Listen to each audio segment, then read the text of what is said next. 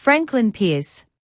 Franklin Pierce, a figure who left a complex mark on American history, traces his family roots back to England. His father, Benjamin Pierce, came from a farming family who earned a living from the land through hard work and perseverance.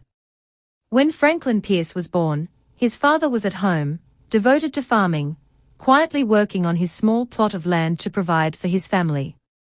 In the rural environment where Pierce grew up, most young people lived a simple life. They spent their days working in the fields or hunting in the mountains, only devoting a little time to studying during the winter months. Growing up in this environment, Pierce lacked a strong interest in academics.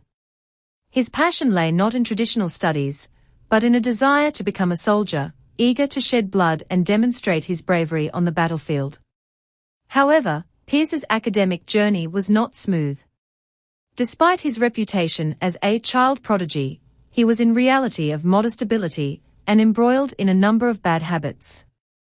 His academic performance was consistently subpar, and by his second grade, he was ranked last in his class, a stark contrast to the image of a child prodigy.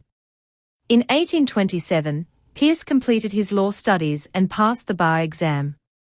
He then returned to his hometown and opened his own law firm, aiming to establish himself in the legal field. Later, through hard work and opportunity, Pierce achieved military success, rising to the rank of general, fulfilling his childhood dream of becoming a soldier. In his romantic life, Pierce married the daughter of a university president, a marriage that brought a touch of warmth to his life. In politics, Pierce was a dark horse. He won the presidential election in a surprise victory, securing the White House. However, his political stances sparked controversy. He staunchly opposed the abolitionist movement, believing it was too radical and potentially destabilizing. He advocated for compromise between the North and the South, attempting to resolve the conflict through moderate means.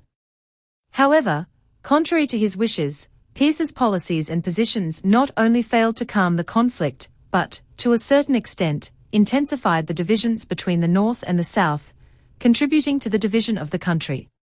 After completing his term, faced with growing domestic tensions and public accusations, Pierce chose to retire, away from the clamor of politics, leaving behind a complex and thought-provoking figure on the stage of history.